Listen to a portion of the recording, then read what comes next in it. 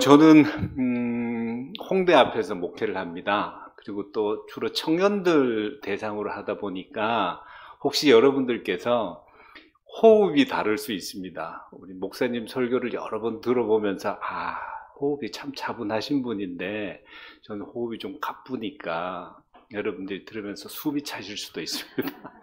양해 부탁드리고요. 홍대 앞에서 카페를 빌려가지고 그냥 저는 주일 오전 예배만 같이 하고 뭐 제자 훈련이나 이런 것들은 또 카페가 좀 한가한 시간에 그러니까 옆에 한쪽에서 자리 잡아가지고 제자 훈련하고 이렇게 한 13년을 했고요. 오늘 본문을 홍대 앞에서 13년이라는 이야기는 그렇게 13년 살았습니다 라는 이야기지만 사실 오늘 이 본문 이 내용이 제가 교회를 처음 시작하게 된 배경이 되기도 하기 때문에 같이 이 말씀으로 헌신 예배 그리고 또 앞으로 또 우리 곡수교회가 나가는데 성도님들께서 좀 마음에 다짐을 하고 갔으면 좋겠다라는 마음으로 제가 오늘 같이 말씀을 나누겠습니다.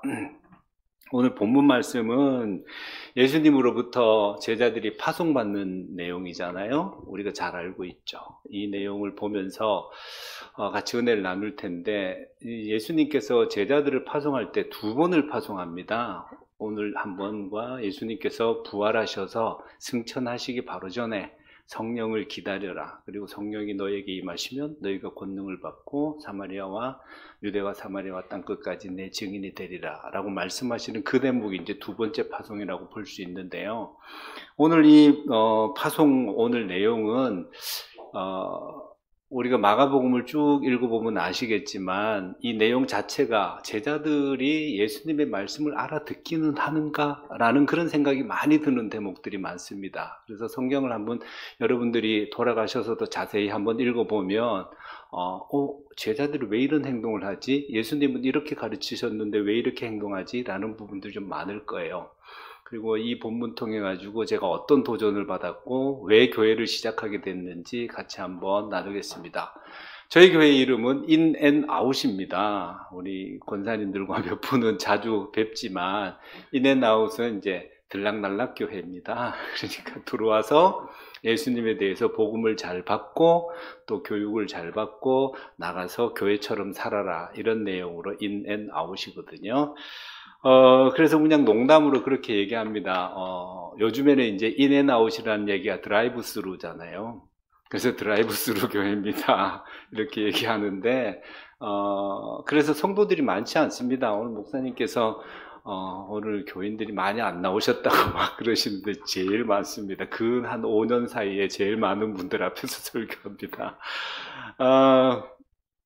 오늘 본문 말씀으로 돌아가서요. 누구로부터 이제 보냄을 받는다라고 하거나 파송을 받는다라고 얘기할 때는 그 보내는 사람의 의중을 잘 아는 사람을 보내게 되잖아요. 예를 들면 여기에서 어떤 분들을 다른 데에서 파송을 한다 혹은 성도님들이 다른 지역으로 이사를 간다 할 때 파송 예배라는 걸 하잖아요.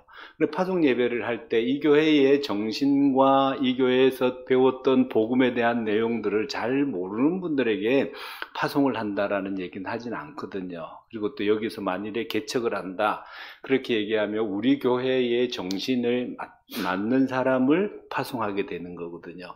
그러니까 오늘 예수님의 제자들이 예수님으로부터 파송받을 때에는 예수님의 가르침이 무엇인지 알고 그분이 가르치셨던 내용들이 무엇인지를 알고 그 내용 그대로를 가서 전달하는 사람이다 라는 의미로서의 파송인 겁니다. 그래서 이제 둘씩 이렇게 나가게 되는데요. 본문 말씀을 자세히 보면 제자들이 이 내용을 잘 알고 있어서 파송하는 것 같지는 않고요. 예수님께서 너희들의 생각이 틀렸어 라는 의미로서 파송인 것 같아요. 그래서 이 제자들이 돌아왔을 때의 행동을 자세히 보면 예수님이 가르쳤던 내용과는 전혀 다른 행동을 하고 있는 모습들을 보게 되거든요. 여행을 하면서 여러분 오늘 예수님이 조건을 내겁니다. 지팡이 가져가고 배낭 가져가지 말고 전대, 돈 가져가지 말고 양식 가져가지 말고 그리고 또 신발은 꼭 신고 가라 라고 이야기를 하고요. 그리고 또 한 가지 이야기하고 있는 게 그 다음에 오래 한 곳에 오래 머물지 말라. 뭐 이런 얘기를 해요. 그런데 여러분들 여행을 많이 다녀보셨잖아요. 근데 여행 다니시면서 이런 조건으로 여행 다닐 수 있는 데가 몇 개 되겠습니까? 저희 젊었을 때 거지전도 여행 그래가지고 전국에 돈도 없고 돈 몰래 막 이렇게 주머니에 넣어갖고 가면 막 다 찾아내서 다 뺏어가고 그래 거지 여행하라고 어디 가서 얻어먹고 뭐라고 해봤는데 그거 한 이틀 못 버티거든요. 그래서 이 전도 여행을 보면 이 여행 자체가 굉장히 불합리한 여행이라는 거 금방 알 수 있어요. 저는 이제 오지에 사진 촬영 의뢰를 받아갖고 자주 가거든요. 그럼 가면 정글, 그 다음에 홍수 피해 난데, 지진 피해 난데, 화산 터진데, 뭐 이런 데 가서 사진을 찍어 와서 이렇게 의뢰한 데다가 주곤 합니다. 그런데 그런 지역에 갈 때마다 도대체 뭘 가져가야 되냐, 이 지역에 물은 있는가, 이 지역에 잠자리는 있는가, 이걸 다 살펴가지고 거기에 맞는 것들을 싸갖고 간단 말이에요. 근데 오늘 예수님은 제자들을 보내면서 그런 거 아무것도 가져가지 말라고 그렇게 얘기를 해요. 이 내용이 너희들은 나를 전적으로 의지해, 그러면 먹고 살 수 있어, 그런 내용은 아닌 것 같단 말입니다. 그래서 이 내용을 보면서 우리가 어떻게 이런 여행이 가능한가, 이런 여행에서 예수님이 우리들에게 가르치는 게 뭔가라는 걸 한번 봐야 되겠죠. 그러니까 미국에서 들어오면서 이런 생각을 해봤습니다. 아, 예수님이 이렇게 파송을 한 것처럼 나도 그럼 교회로 이렇게 한번 살아보면 어떨까 라는 생각을 해봤습니다. 그래서 제 혼자 생각이었는데 제 집사람한테다가 이야기를 했더니만 그럼 5년만 해봐라, 5년 하면 당신이 손들 거다, 그게 가능하냐, 다른 사람들한테 교회라는 것이 또 없고 또 그냥 전도해갖고 사람들이 오면 교육시키고 또 내보내고 5년만 해봐라, 그렇게 이제 허락을 받고 시작한 교회가 인앤아웃 교회거든요. 이 5년이라는 이 시간 동안에 이런 생각을 해봤어요. 아, 나도 양식 없이, 그리고 일을 하면서 복음 전도하면서, 그리고 사람들이 모였을 때에 이런 걸 한번 해봐야 되겠다, 그런 생각을 한 거죠. 그래서 프로젝트 이름이 홍대에서 교회로 살아가기입니다. 그게 제한테 프로젝트를 진행한 게 바로 이거거든요. 여러분들에게 만일에 아무것도 없이 그냥 전도여행을 가라라고 이야기하면, 이것처럼 이런 조건으로 한다 그러면 여러분 좀 어떤 반응으로 보이실까요? 저 나이가 많아 못 갑니다, 주님. 아시면서 뭘 그러세요? 그리고 저 그런 여행 한 번도 해본 적 없습니다. 저는 주머니에 돈 떨어지면 밖에도 안 나가는 사람입니다. 그리고 그렇게 얘기했죠. 또 저는 잠자리가 까다로운 사람입니다. 부터 시작해갖고 별별 핑계가 많이 나올 것 같아요. 집이 있다, 그리고 먹을 것이 있다, 그렇더라도 교회로 살아가라 라고 이야기하면, 교회는 우리가 교회 안에서 이루어지는 게 이제 양육하고, 그 다음에 책임져 주고, 그 다음에 지도자를 세우고 전도하고, 그렇게 해서 세워지는 게 교회 공동체다, 이렇게 이야기를 하고 있는데, 양육할 준비는 되어 있는가, 전도할 준비는 되어 있는가, 그리고 또 그 사람, 전도한 사람을 끝까지 책임져 줄 그런 준비는 되어 있는가, 그 사람을 리더로 키워서 나와 같은 사람을 만들 수 있는가, 그 사람이 리더가 된 다음에 또 전도하러 나가도록 만들 수 있는가, 그렇게 해서 또 다른 공동체를 만들어 나갈 수 있는가, 이거에 대해서는 우리가 굉장히 많이 고민을 해봐도 주님께 핑계댈 게 너무 많은 거예요. 주님, 이래서 안 되고 저래서 안 되고, 이래도 안 되고 저래도 안 되고, 이런 핑계댈 것들이 너무 많은데, 정말 주님은 우리들에게 이런 교회로 살아가는 이야기들을 그냥 성경에만 나와 있고 목회자만 그렇게 하는 것이고 일부 사람들만, 간증 오는 사람들만 그렇게 전도하는 사람들로 남아 있어야 되는가, 이 부분에 혹시 여러분들은 좀 생각을 안 해보셨어요? 늘 이렇게 얘기하면 눈 피하고 설교자하고 어쨌든 눈 안 마주쳐야 되고, 그리고 또 돌아가면서 아이고 오늘 야단 맞았으니까 또 편안한 마음으로 며칠 살면 되지 뭐, 또 이렇게 못 살더라도 다음 주 주일날 또 오면 또 목사님 또 야단 치시면 또 그렇게 한번 듣고 또 가면 되지 뭐. 이게 우리의 반복되는 삶인 거예요. 저도 큰 교회에만 주로 있었거든요. 그래서 뭐 몇천 명 되는 교회, 10,000명 되는 교회에서 잘 나가는 목사로, 저 목사는 나중에 큰 교회 가서 담임 목회할 거야, 저 목사는 목회를 잘할 거야 라고 하다가 미국에 가서 제가 모든 걸 다 끝내버리고 이전에 있었던 모든 교회에 대한 이 내용들을 다 잊어버리자. 그리고 정말 주님이 원하셨던 개인적인 삶으로서의 교회는 어떻게 갈 것인가, 이 고민을 한 3년을 한 겁니다. 그리고 저희 집 식구들끼리 모여서 예배를 개척 준비하듯이 저희 집 식구들끼리만 예배를 드렸죠. 그랬더니만 주변에 있는 기숙사에 있는 분들이 같이 예배 드리자 그래서 거기서 이제 우리들끼리 모이는 예배를 시작하고, 그러다 보니까 이제 뭐 1명이 있어도 설교를 하는 거고요, 2명이 있어도 설교를 하는 거고, 이거에 익숙해지더라고요. 예전에는 큰 교회에 있을 때는 기본적으로 500명은 모여야 설교를 하는 거였는데 제일 적게 모여야 500명이고, 제가 맡고 있었던 청년들은 최소 그 주일에 예배 드릴 때에 1,300~400명이 모여서 함께 예배를 드렸는데, 거기서 설교하면 얼마나 설교하는 기분이 나는지 아세요? 그냥 뭐 할렐루야 그러면 여기저기서 아멘 그러고 그냥 별로 준비를 안 했는데도 설교를 하면 저쪽에서 울고 은혜 받았다 그러고, 그러면은 제가 돌아가면서 잘했는 건가 못했는 건가 다 집어치우고 정말 주님이 원하셨던 것처럼 나가서 전도하고 하나님 나라에 대해서 이야기하고, 그 사람들이 받아들이면 거기에서 그 사람들이 예수님에 대해서 어떻게 교육을 하고 그 사람들이 다시 지도자가 될 수 있을까, 이런 얘기입니다. 이 이야기를 한 13년 동안 하다 보니까 제 자신이 생겨 있는 게, 큰 교회 가는 게 어색하고, 이렇게 오늘처럼 양복 입는 게 어색하고, 그리고 또 그냥 편안하고 교회 안에서 쓰는 말투가 어색한 겁니다. 그러다 보니까 저는 그냥 야외에서 살아가는 사람이 된 거고, 어디 가도 목사라는 이야기 듣지 않게 되는 거고. 권사님 제 머리 깨끗하게 자르니까 좀 이쁘죠? 머리를 이만큼 길러갖고 다녔단 말입니다. 그래서 오늘 설교하러 온다고 엊그저께 가갖고 이렇게 싹 깨끗이 잘랐습니다. 여러분, 교회로 살아가는 이야기, 그 이야기입니다. 오늘 여행이라는 이 관점에 봐서도 예수님이 내려보내는 이 내용은 굉장히 불합리한 여행입니다. 아니, 아무것도 가지 말라니, 그런 내용이죠. 그런데 여러분, 이 불합리한 여행의 조건 말고도 더 불합리한 조건, 이게 가지 않아도 되는 굉장히 큰 핑계거리가 있습니다. 이 시기는 1세기입니다. 성경이 쓰여진 시기가 1세기예요. 이렇게 마가복음이 68년에 쓰여졌으니까 그 전후로 해서 있었던 사건에 대한 이야기가 많습니다. 당시에 로마는요, 온 지역을 통치하는 큰 나라였습니다. 로마라는 나라입니다. 지금 우리가 이태리 로마 그러면 굉장히 화려한 건물들이 있고 하잖아요. 근데 그 모든 건물들은요, 주변 국가의 사람들의 피로 세워진 건물들입니다. 그들을 향해서 참 아름답다라고 말할 수 있는 그거는 아닌 것 같아요.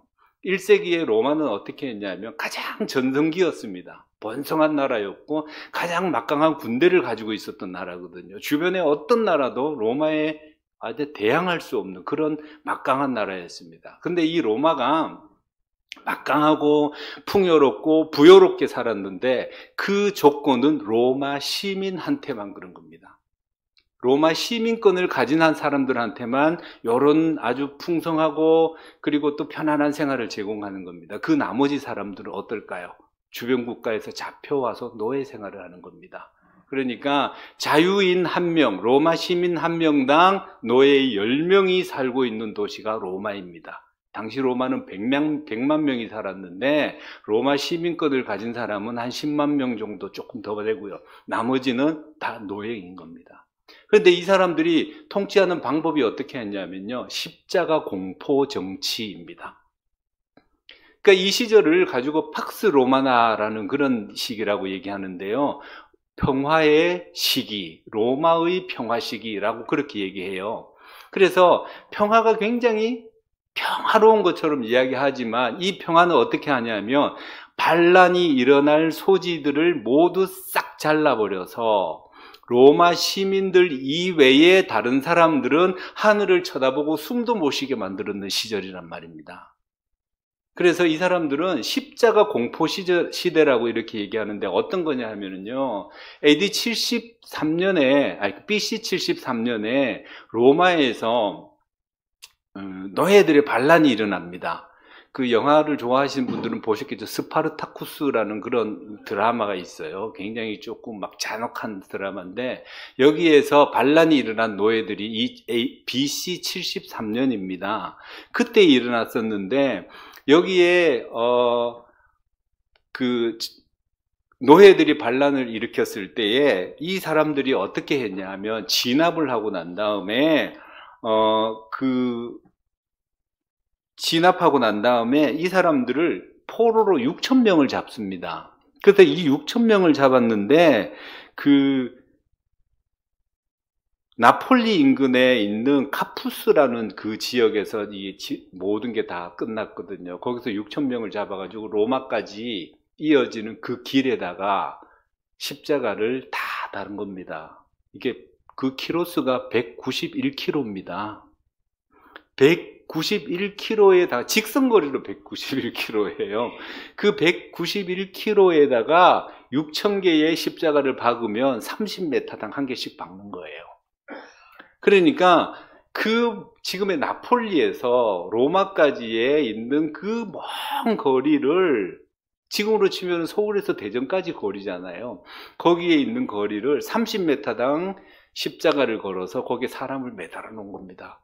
그런데 이 사람을 매달아 놓으면 죽고 난 다음에, 우리 예수님은 그 아리마대 요셉이 장사를 지냈잖아요. 그런데 이 사람들은 본보기로 못 내리게 합니다.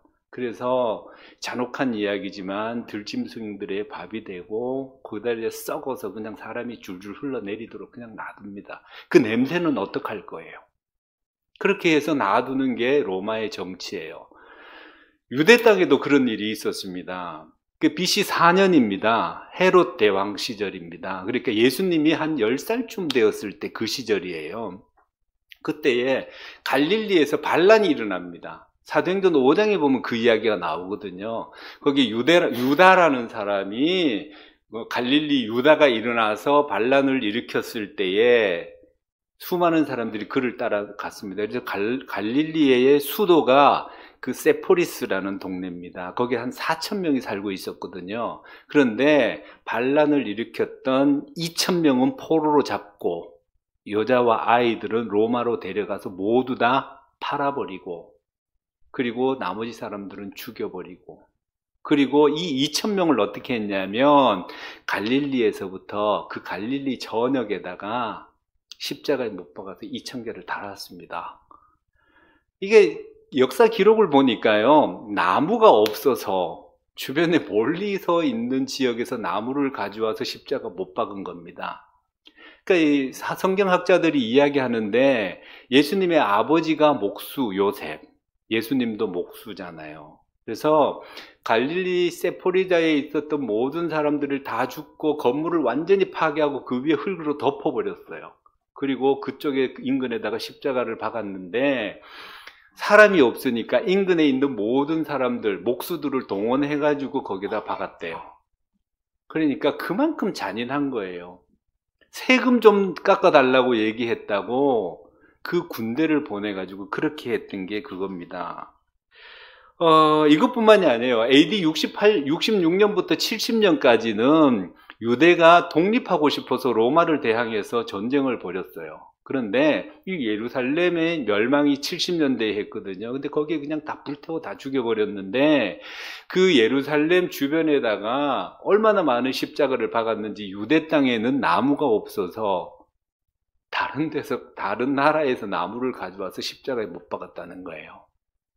그러니까 지금 1세기의 유대인들이 살아가고 1세기의 그리스도인들이 살아가는 이 시절에는 그냥 숨만 쉬고 사는 거예요.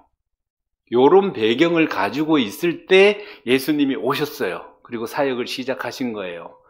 자, 여러분, 여행을 이런 배경을 가지고 가는데 여러분 생각해 보세요. 예수님은 나의 주인이십니다 라고 고백하는 사람들이 나가서 전도합니다. 그러면 어떻게 하냐면 병든 사람을 치유하는 거예요. 그러면 이 사람에게 이거는 내 능력으로 치유하는 게 아니라 예수님이 내게 능력을 주신 겁니다. 귀신을 쫓아내고 난 다음에 귀신 주신 권세는 예수님이 주신 겁니다. 그리고 그분은 메시아입니다 라고 얘기할 거 아니에요. 그럼 반역자는 로마가 어떻게 처형한다고요? 십자가에 못 박아 죽이는 거예요. 만일에 이게 사회적으로 문란이 일어나면 어떤 일이 생기냐? 군대가 쳐들어오겠죠.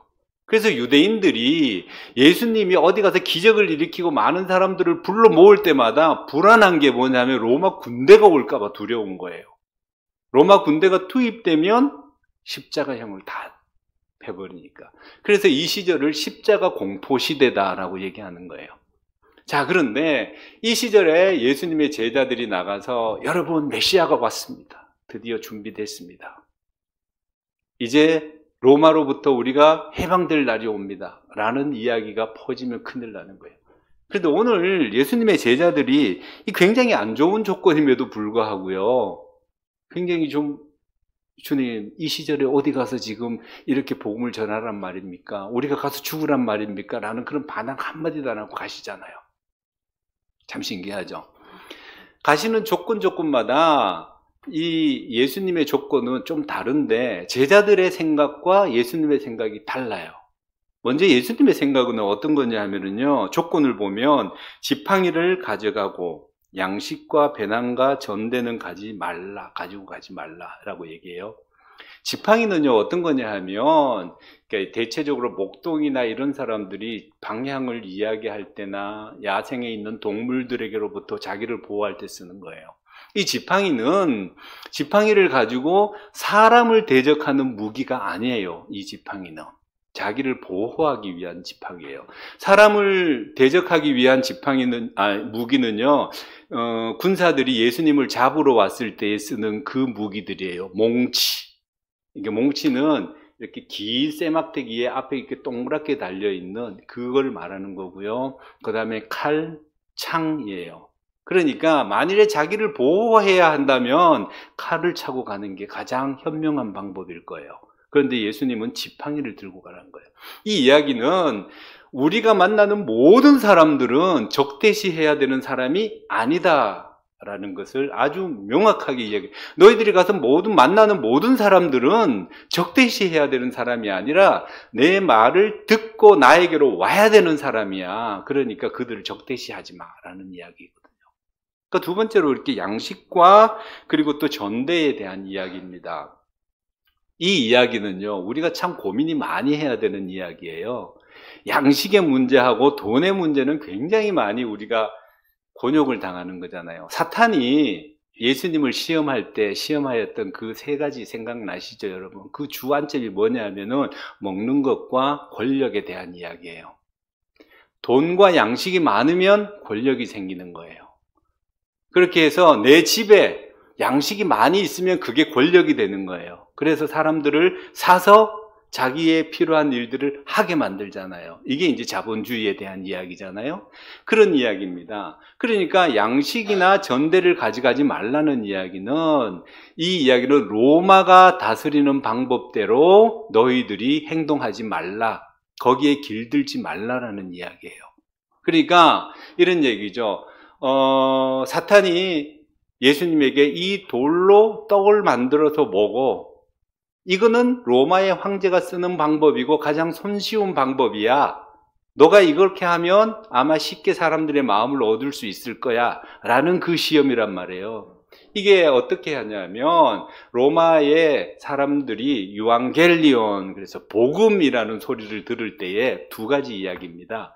황제가 태어났을 때 유앙겔리온이라고 외쳐요. 지금 우리가 복음이라고, 기쁜 소식이라고 하는 이 단어가 원래 거기에 쓰였던 단어예요. 그리고 두 번째 단어는 어땠냐면 로마 황제가 전쟁에 나갔다가 돌아올 때 주변국들을 막 다 쳐부시고 그걸 초토화시킨 다음에 거기에 있는 전리품들을 싹 끌어갖고 오잖아요.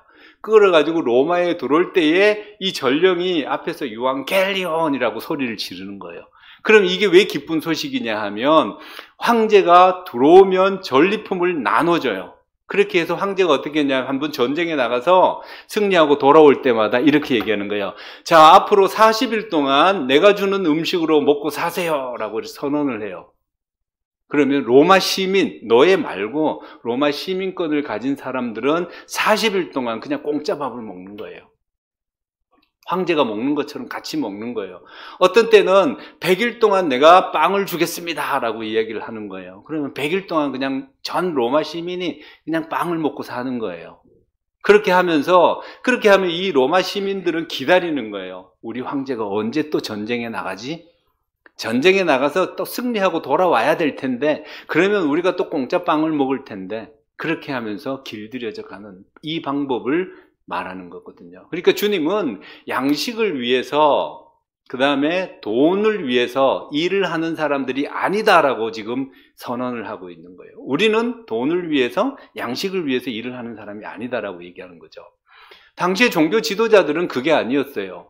우리 종교 지도자들 잘 알고 있죠? 신약 성경에 나오는 종교 지도자들 한번 볼까요? 바리새인, 그 다음에 사두개인, 헤롯 당원, 뭐 이렇게 있어요. 헤롯 당원은 종교 지도자는 아니지만 바리새인들과 서기관과 율법사들은, 이 사람들은 이 종교 지도자들입니다. 이 사람들이 하는 이야기는 하나님을 팔아서 양식을 구하고 돈을 구해서 권력을 차지하는 사람들이란 말입니다. 그러니까 너희들은 하나님을 이용하여서 양식이나 그리고 권력을 차지하려고 하는 사람들이 아니라 너희들은 온 땅에 기쁜 소식, 하나님 나라에 대해서 전하는 사람이야 라는 걸 명확하게 하는 겁니다. 그뿐만 아니죠. 두 번째 조건은요, 신발을 신고 가되 두벌 옷은 입지 말라라고 얘기해요. 여러분, 그 팔레스타인 지방을 제가 가보진 않았지만 그 영상으로 많이 봤는데요, 거기에는 우리나라처럼 이렇게 흙이 많은 땅이 아닌 것 같아요. 돌이 굉장히 많아 보이더라고요. 그러면 여행을 할 때, 여러분 여행 갈 때 신발 신고 가 그러면은 뭐라고 대답하시겠어요? 야, 그거 당연한 거 아니야? 여행 갈 때 무슨 뭐 맨발로 가냐? 뭐 이렇게 얘기하겠죠. 근데 예수님이 굳이 신발은 꼭 신고 가라고 얘기하는 거예요. 그러면 신발이라는 의미가 있을 거 아니에요. 그러니까 이 신발은요, 어떠냐면 지분을 말하는 거예요. 그러니까 이 신발을 신고 가는 곳마다, 밟는 곳마다 너의 지분이야 라고 얘기하는 거죠. 이거예요. 온 천하는 하나님이 만드신 거잖아요. 그러면 이 온 땅은 누구 거예요? 하나님 것이죠. 그럼 너희들이 이 신발을 신고 나의 명령을 가지고 밟는 곳마다 너의 지분이 되는 거야 라고 말하는 거죠. 그러니까 예를 들면 이런 거예요. 룻이라는 사람이 있잖아요. 룻기서의 룻. 그 다음에 룻의 남편이 보아스죠. 나중에 보아스가 룻을 아내로 맞이하기 전에 이렇게 얘기해요. 주변의 사람들 중에서 룻을 데리고 가서 아내를 삼아서 지분을 나눠 가져야 되는 가장 가까운 사람에게 가서 얘기해요. 너 룻 데려가지 않을 거면 네 신발 내게 줘 라고 이야기한단 말이에요. 이건 뭐냐면 그 사람에게서 신발을 받는다라는 얘기는 너의 권리를 내가 가져갔어 라는 이야기예요. 그러니까 예수님이 꼭 신발을 신고 가라는 얘기는 이거예요. 하나님의 땅에 너희들이 밟고 가는, 이거는 하나님의 땅이야. 이거는 너희 지분이야. 그러니까 복음을 전하는 사람의 지분이야.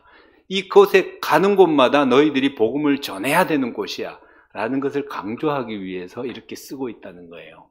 또 그뿐만 아니죠. 두벌 옷을 입지 말라. 여행하면서 두벌 옷을 필요하잖아요. 그런데 왜 두벌 옷을 입지 말라? 통상적으로 이 옷은요, 이 사람의 신분을 나타내요. 제가 오늘 양복을 입고 여기 서면 저분이 목사님이다라고 생각을 하겠지만, 이 앞에서 그냥 제가 주일날 오는데 청바지 입고 슬리퍼 신고 뭐 머리 막 히피족처럼 해갖고 오면 누가 목사라고 얘기를 하겠어요? 아무도 안 하겠죠. 옷은 신분이에요. 근데 이런 거죠. 옷을 입는다라는 그 자체가 이 사람들 앞에 나아갈 때에 내 신분을 드러내는 것이기도 합니다. 이게 뭐냐면 땅의 주인은 일꾼들과 다른 옷을 입죠.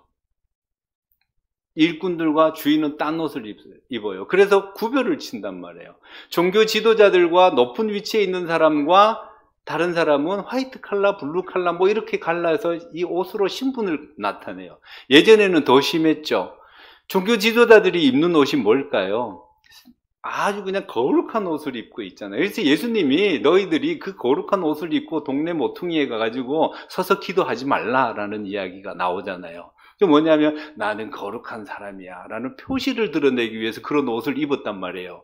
그러면 오늘 두벌 옷을 입지 말라는 이 얘기는 너희들이 가는 곳마다 지분을 하나님의 말씀으로 가져가면서 너희들이 나처럼 주인 행세하지 말라는 얘기.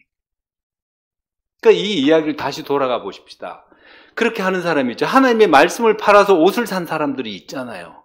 하나님의 말씀을 팔아서 권력을 가진 사람들이 있잖아요. 당시에 종교 지도자들이 그랬단 말이에요. 바리새인들은 거룩한 옷을 입고 다녔고요. 그들 사실 제사장이라고 보이는 사두개인들은요, 어떤 거냐면 그는 그냥 제사 의식 때만 입어야 되는 거예요. 그리고 이 율법사들도 그 율법을 읽는 이야기는 그게 율법을 권위 있게 보이려고 하는 거예요. 만일에 여러분 판사가 혹은 검사가 평상시 다니면서 법복을 입고 다닌다고 생각해 보세요. 어떤 생각이 들어요? 요즘 사람들은 저 사람이 좀 정신이 좀 많이 아픈 사람이야 이렇게 얘기를 하겠죠. 바로 이런 거예요. 그 사람들은 그 행위 자체를 할 때 입어야 되는 옷을 밖에서 입고 다닌단 말이에요. 왜? 내가 이런 사람이야 라고 나타내고 싶거든요. 근데 예수님께서 얘기하시는 게 이거예요. 평화의 복음을 전하고 값없이 받은 은혜를 전하는 사람들이 너희들인데 너희들은 어디에 가든지 너의 신분이 다른 사람보다 낫다라고 말하지 말라. 같은 은혜 받은 사람인 걸 알라라는 얘기예요. 자, 여러분, 네 번째 조건은요, 또 다릅니다. 복음을 받아들이지 않는 사람, 세 번째 조건은요, 숙소를 함부로 막 옮겨 다니지 말라고 얘기를 하는 거예요. 이것도 좀 굉장히 재미있어요. 아무것도 안 가지고 전도 여행을 가니까 이 사람들이 가는 곳마다 이렇게 가서 숙소에 머물게 되잖아요. 베드로도 전도 여행을 갈 때요, 갑파치 집에서 머물렀던 거 아시죠? 사도행전에 그 이야기가 나오잖아요. 그 이야기는 갑파치는 우리나라 말로 뭐 갑파치전 가죽 공예하는 사람들이잖아요. 우리나라에서도 옛날에는 그 사람들이 천대받았어요. 그것과 마찬가지로 그 당시에도 그쪽 지역의 사람들도 여전히 갑파치라 그러면 천대받는 사람이에요. 예수님의 말씀을 전하다가 제가 만일에 우리 최 권사님 댁에 가가지고 이제 안 믿을 때 무슨 우환이 생겼는데 기도해서 그게 해결됐다고 생각해 보세요. 그러면은 고마우니까 저보고 이 집에 머물러도 됩니다 라고 이야기를 하겠죠. 그러다가 조금 더 부잣집에 있는 사람들한테 복음을 전했는데 그들이 받아들였어요. 그러면 어떻게 될까요? 그 사람도 아니 우리 집에 와서 머무세요 라고 하면 아주 이 숙소가 업그레이드 되는 거예요. 먹는 음식도 업그레이드 되고 다 업그레이드 되겠죠. 그렇게 옮겨 다니지 말라는 얘기입니다. 그러니까 모든 사람이 같은 사람인 거예요. 예수님의 말씀에서는 계급, 신분 이런 이야기 자체가 없는 거예요. 그리고 또 한 가지 나오는 게 이 전도 여행을 하면서 그 다음에 다른 사람을 대하는 태도예요. 안 받아들이는 사람들에게는 어떻게 하라고요? 발에 먼지를 떨어버리라. 이 이야기는요, 증거 삼으라 그러는데 이 이야기가 우리가 잘못 생각하면 에이 안 받아들이려면 치워라. 지옥 가는 건 너지 뭐. 난 할 거 다 했다. 이렇게 말할 수도 있잖아요. 근데 이게 그게 아니고요. 내가 너희들에게 양식을 구하는 일이 아니고 돈을 구하는 일이 아니고 좋은 숙소를 구하는 일이 아니고 오로지 하나님의 나라에 대해서 기쁜 소식을 전했다라는 걸 너희들이 알지 나는 먼지만큼도 너희들에게 요구한 게 없어라는 이 당당함을 가지라는 얘기거든요. 그러니까 이 지금 오늘 예수님이 이야기하는 이 전반적인 내용을 봤을 때에는 이런 거예요. 너희들이 이 일 때문에 돈을 요구하거나 권력을 얻거나 너희들의 신분 상승을 위해서 일하지 말라라는 얘기가 명확하단 말이에요. 그죠? 그런데 예수님의 제자들은요, 전도 여행을 떠났던 이 제자들은요, 그렇지 않아요. 한 가지 빠졌네요. 한 가지 정말 중요한 조건인데 귀신을 제어하는 능력을 주셨어요. 이건 맨 처음에 주신 거잖아요. 근데 맨 뒤로 제가 넣는 이유가 있어요. 앞에 있는 내용들을 쭉 보면은요, 앞에서 많은 사람들을 만났을 때에 귀신을 제어하고 병 고치는 게 계속 일어났을 거란 말이에요. 그랬을 때에 이 귀신이라는 이야기가 정말로 귀신 들린 사람을 제어하고 그들을 자유케 하는 내용도 포함되어 있습니다. 그런데 더 중요한 거는 이 세상이 누가 다스리고 있다고 믿어요? 사탄이 다스리고 있는 거죠. 그러니까 이 귀신을 제어하는 능력을 줬다는 것은 이런 방법이 있어야만 세상에 물들지 않고 살아갈 수 있어 라는 이야기입니다. 그러니까 양식을 구하죠. 하나님의 나라를 구하는 사람들이 무엇을 먹을까, 무엇을 입을까 근심하며 걱정하지 말라라는 이 내용처럼 사탄이 이야기한 것처럼 나는 내일을 위해서 나는 이 돈을 벌어야 되고 저축을 해야 되고 악착같이 살아야 되고 남들 위에 올라가야 되고 남들을 밟고 서야 되고 라는 이야기가 아니라는 겁니다. 그러니까 귀신이 다스리는, 즉 사탄이 다스리는 세상적 풍조에 따라가지 말도록 그렇게 이야기하는 내용입니다. 그게 있어야만 하나님 나라의 일꾼이 된다라고 그렇게 이야기를 하고 있는 것이죠. 근데 제자들은요, 이런 이야기가 자기의 귀에는 안 들어오고 있는 겁니다. 자, 여러분, 예수님의 제자들이 나갔어요. 근데 오늘 나가는데 보니까 이러한 불합리한 조건이에요. 예수님의 제자들이요, 그렇게 그 성경 끝날 때까지, 마가복음 끝날 때까지, 예수님이 십자가에 돌아가시고 부활할 때까지, 그리고 부활하신 주님을 만났어도 여전히 가지고 있는 건 뭐냐 하면, 예수님, 우리가 언제 예루살렘에 가죠? 예루살렘에 가서 언제 예루살렘을 뒤엎을 수 있죠?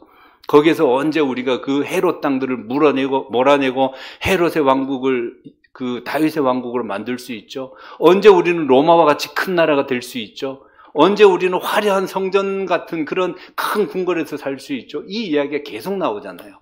그러면 오늘 내용도 마찬가지예요. 전도를 떠나는 제자들이 그냥 나가는 이유는, 예수님이 귀신을 제하는 능력을 주셨고 권세도 주셨다, 뭐 이런 것까지는 뭐 며칠 굶지 뭐. 그런데 우리는 혁명을 일으킬 사람을 구하러 가잖아, 이거예요. 요 내용은 그 뒤편에, 오늘 본문 뒤에 뭐가 나오냐 하면은요, 이 예수님의 제자들이 돌아와서 예수님 앞에 전도 보고를 해요. 그리고 난 다음에 이 전도 보고를 하는 사이에 사람들이 막 몰려와요. 그러면 이 몰려오는 사람들은 누구 때문에 몰려온 사람일까요? 전도 여행을 간 제자들이 예수님에 대해서 이야기를 했어요. 그 사람들이 5,000명이 모였어요. 이 생각해 보세요. 5,000명은요, 1군단이에요. 로마의 한 개 군단의 병력이에요. 그런데 오늘 예수님이 50명씩 혹은 100명씩 앉혔잖아요. 로마 군대가 움직이는 그 숫자가 50명씩, 100명씩이란 말이에요. 자, 왜 남자만 5,000명이라고 기록했을까요? 이것은 군대 조직과 같다라는 거예요. 그러니까 이 예수님의 제자들은 예수님께서 하나님 나라의 기쁜 소식에 대해서 전하라고 이야기했는데, 이 사람들은 그것을 도구로 이용해가지고 뭘 했냐 하면 군대를 모으고 있었던 거죠. 그리고 이제 예수님, 우리의 메시아가 오셨고 이 능력 많으신 분이 오셨으니까 이 5,000명을 데리고 어디로 가고 싶어요? 예루살렘으로 가고 싶은 거예요. 전쟁을 한번 붙고 싶은 거죠. 예수님이 앞에서 선두만 서주신다면 우리는 승리할 수 있습니다 라고 그렇게 이야기를 하고 싶은 거죠. 근데 예수님이 어떻게 하시는지 아세요? 그걸 알아차리세요. 그리고 이 제자들을 서둘러서, 제자들이 이 5,000명 온 사람들과 뭔가 좀 더 이야기를 하고 싶고 뭔가 계획을 짜고 싶을 때 예수님은 그들을 서둘러서 배에 태워서 그냥 보내버려요. 그리고 예수님이 그 5,000명을 빨리 집으로 돌아가라고 흩어버려요. 만일에 그렇게 5,000명이 모여서 3일, 4일 있었다, 어떻게 된지 아세요? 로마 군대가 바로 올 거예요. 그러니까 예수님께서 제자들을 파송하는 이 의도와 제자들이 파송받아 가는 의도가 다르다는 거예요. 그러니까 지금 이 제자들은 예수님을 이용해가지고 자기가 원하는 군대를 조직하고 혁명을 일으켜서 예루살렘을 회복하고 싶은 그런 의도로 파송을 받아 나가서 사람들을 모으는 거죠. 근데 예수님은요, 아니잖아요. 예수님이 이 땅에 오셔서 하신 말씀이 이거잖아요. 회개하라, 천국이 가까워졌느니라. 회개하라라는 얘기, 회개하라 천국이 가까워졌느니라라는 이야기를 바꿔서 말하면 이런 거잖아요. 회개하라 하나님 나라가 가까이 왔다라는 얘기잖아요. 근데 저는 이제 좀 불만이 있는 게 성경에 하나님 나라를 자꾸 천국으로 번역하는 게 좀 안 좋아요. 왜냐하면 생각해 보세요. 우리나라에 같은 경우에는 극락, 이게 우리 기억에 많잖아요. 불교가 많이 있었으니까. 극락이라는 거, 그 다음에 천국이라는 거, 하늘나라라는 거, 이미지가 뭐예요? 다 죽어서 가는 거.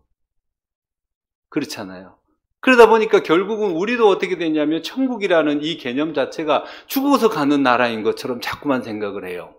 아니에요. 하나님 나라는 예수 그리스도가 이 땅에 오셔서 죄를 해결하시는 그 순간, 아니 그 이전에 하나님은 천지를 창조하시는 그 순간에도 여전히 하나님 나라는 이 땅 전체가 하나님 나라였다는 거잖아요. 그러면 죽어서 천국 가는 것을 위해서 우리가 교회 봉사하나요? 아니죠. 그래서 우리는요, 교회에서, 죽어서 우리가 천국 가야 되니까 헌금을 이만큼 해. 그러면 어떻게 되냐 하면, 천국을 돈으로 사는 게 되고, 천국을 헌신으로 사는 게 되는 거예요. 아니에요. 그러면 뭐냐? 예수님이 원하시는 이거는요, 천국은요, 이렇게 봐야 되죠. 이사야서 보면은 이렇게 나와요. 11장에. 그때의 이리가 양과 함께 살며, 표범이 어린 염소와 함께 누우며, 송아지와 어린 자와 살찐 짐승이 함께 있어 어린아이에게 끌리며, 암소와 곰이 함께 먹으며, 그것들의 새끼가 함께 엎드려지며 사자가 소처럼 풀을 먹을 것이며 젖 먹는 아이가 독사의 구멍에서 장난하며 젖된 어린아이가 독사의 굴에 손을 넣은 것이라. 여러분, 이게 가능한 나라입니까? 어떻게 생각하세요? 근데 이사야는요, 하나님 나라가 메시아가 오시면 이런 나라가 된다고 하잖아요. 이게 이루어지지 않는 이유가 뭘까요? 요거는 지금 동물로 표현했지만 사자는요, 큰 나라, 힘센 나라, 힘 있는 사람, 돈 많은 사람, 권력 있는 사람이고요. 어린아이는요, 힘없고 자기 앞가림도 못하는 약한 사람이 함께 자리에 누웠다는 얘기는 그들이 함께 어우러져 살았다는 얘기잖아요. 독사, 교활하고 지혜롭고 그래서 사람들을 물어서 죽일 국민왕하고 있는 그런 표독한 존재일지라도 어린아이와 같이 뒹구는 거예요. 이 이야기는 사람의 모습으로 바꿔보면은요, 온 세상에 있는 모든 사람들이에요. 어떤 사람들은 남을 짓밟고, 어떤 사람들은 남 위에 서서 남 위에 군림하고 하는 그런 내용들이 많잖아요. 그 모든 내용들이 그 속에 포함되어 있잖아요. 이런 나라가 오려면 어떻게 돼야 되는 거예요? 죄가 해결되면 되잖아요. 죄가 이 땅에 있어서 이게 안 되는 거잖아요. 그럼 예수님이 오셔서 십자가에 돌아가셔야 되는 이유는 죄에 대한 해결의 문제입니다.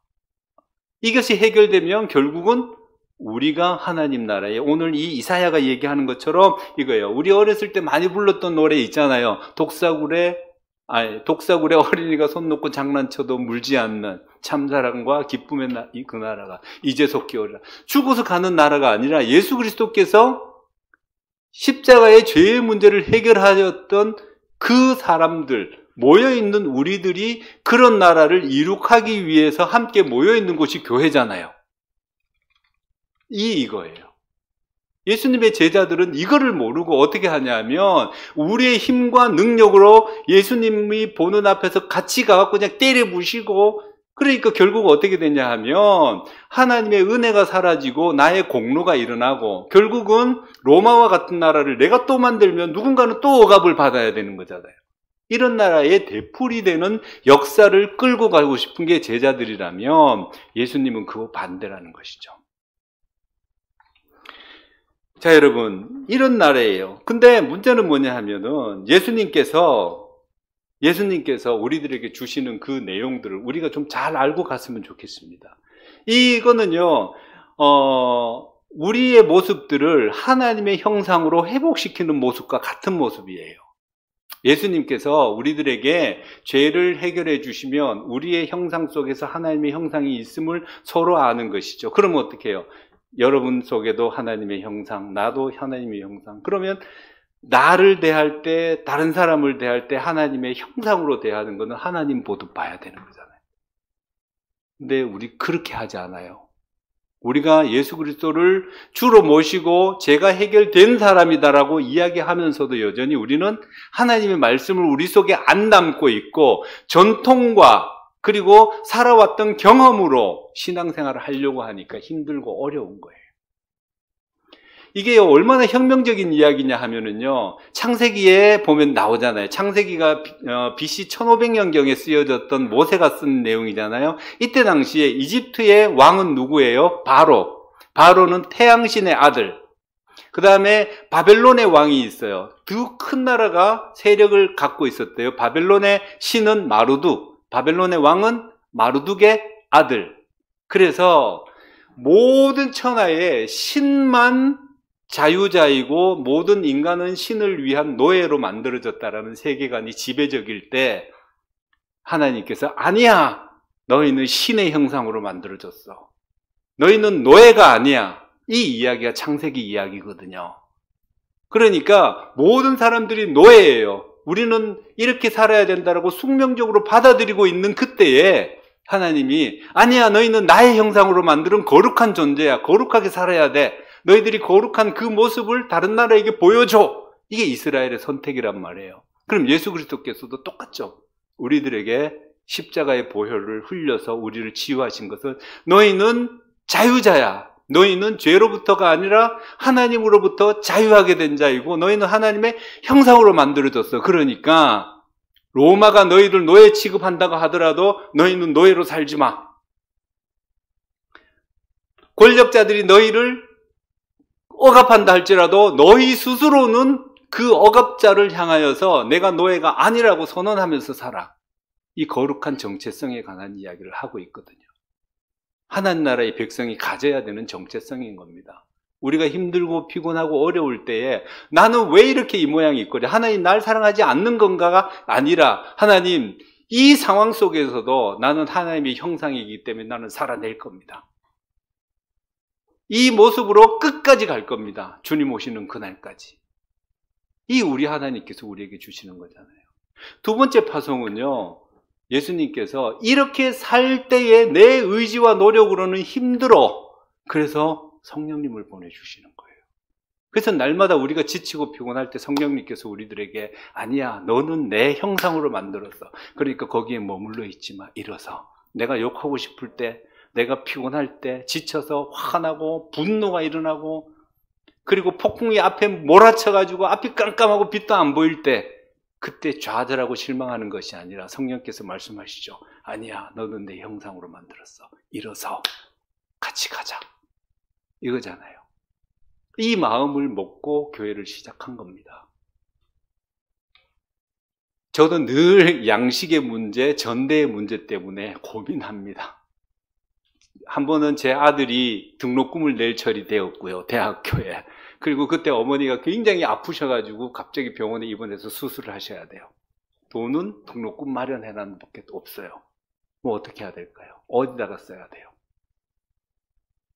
이 갈등은 저만 겪는 게 아니잖아요. 우리 모두가 다 겪고 있는 이야기잖아요. 그렇죠, 여러분? 어떤 사람들은 이게 맞지 않고 기존 교회로 돌아간다라고 얘기할 때 보내야죠. 그래서 가면서 그냥 곱게 가면 되는데 이 교회는 뭐가 없어라고 이야기하고 가요. 왜? 내가 이 교회를 떠나는 것에서 정당성을 주고 싶거든요. 그러면서 갈 때에 그것뿐만 아니죠. 내가 몸이 아플 때 혹은 한 번은 공사장에서 한 3년 일했을 때인가 그 해에 오늘 이번 해에는 참 일이 많다. 요 정도만 벌면은 이번 달하고 다음 달은 잘 생활하겠다. 그랬는데 제 팔에 근육이 끊어진 거예요. 그래가지고 6개월 벌었던 돈 수술비 다 써버리고 난 다음에 나오는 거죠. 늘 고민을 해요. 그때마다 어떻게 해야 돼요? 이렇게 하죠. 하나님은 양식과 전대를 가지 말라는 데 이유가 있다. 이게 나를 살리는 게 아니다. 그렇다고 해서 내가 좌절할 줄 알아. 나는 계속 갈 거야. 이게 우리 주님 주신 마음이잖아요. 네, 여러분, 교회로 이 땅을 살아가는 거 쉽지 않아요. 교회라는 형태를 갖춘 우리 곡숙교회는 쉬워요. 나와서 예배하면 되고요. 나오면 목사님이 설교하고 이렇게 갑시다 저렇게 갑시다라고 지도를 해요. 그런데 만일에 여러분들이 개인이 교회라고 생각해 보세요. 내가 결정을 해야 되고 내가 하나님의 말씀을 이해해야 된다고 생각해 보세요. 그럼 어떻게 해야 돼요? 누구를 만날까?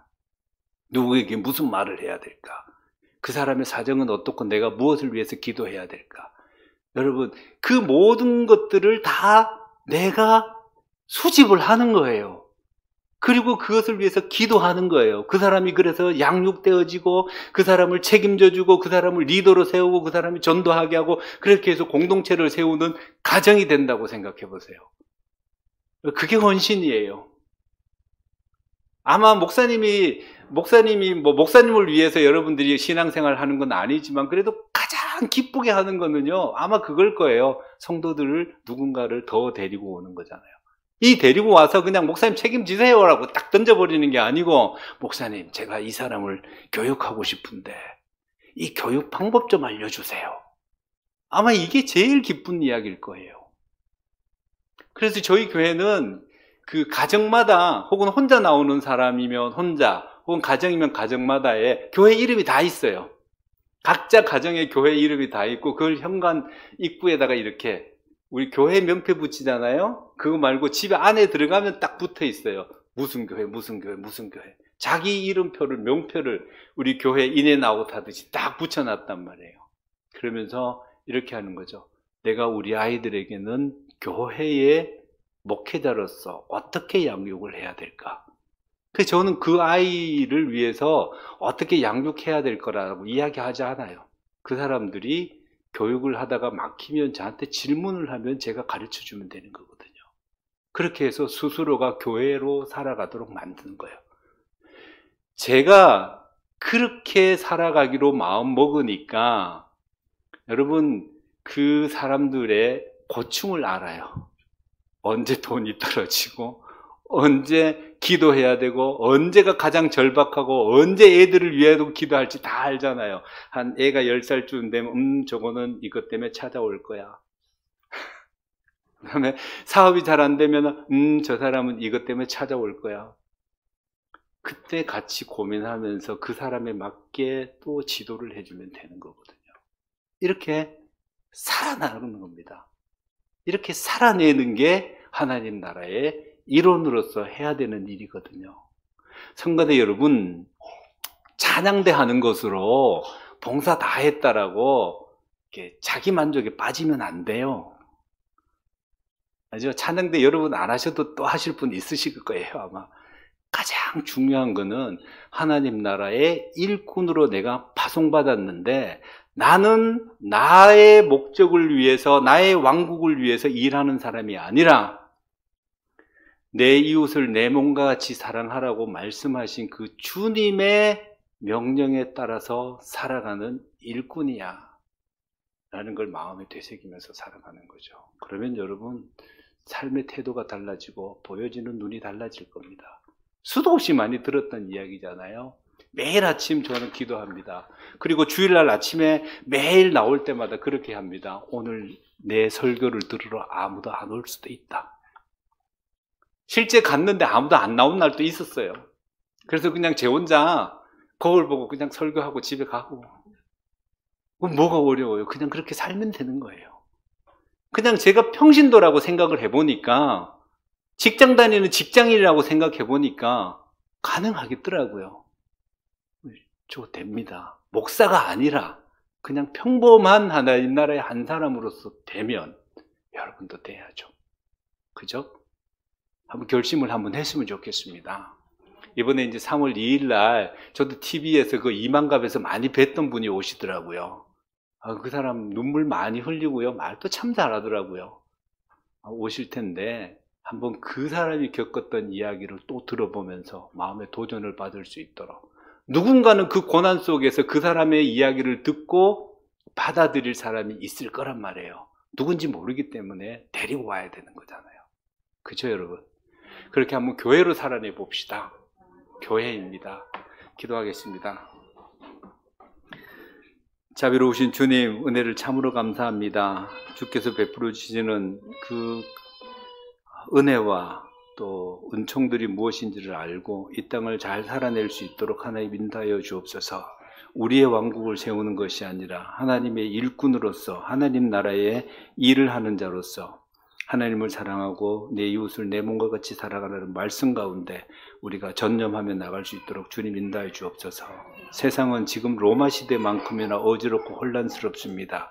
가치관이 정말 흐트러져 있는 시기입니다. 하나님의 말씀을 똑바로 부여잡고 나갈 수 있도록 인도하시고 곡숙교회가 하나님의 평강 가운데 점점 더 부흥하며 또 능력 가운데에서 채워질 수 있는 그런 믿음의 역사들이 일어날 수 있도록 인도하여 주옵소서. 특별히 교회적으로 행사를 준비하고 있는 가운데 하나님 함께하여 주시고 성령께서 기름 부어주셔서 올 사람들을 다 데리고 나와 그들에게 복음이 편만하게 전해질 수 있도록 하나님 은혜 베풀어 주옵소서.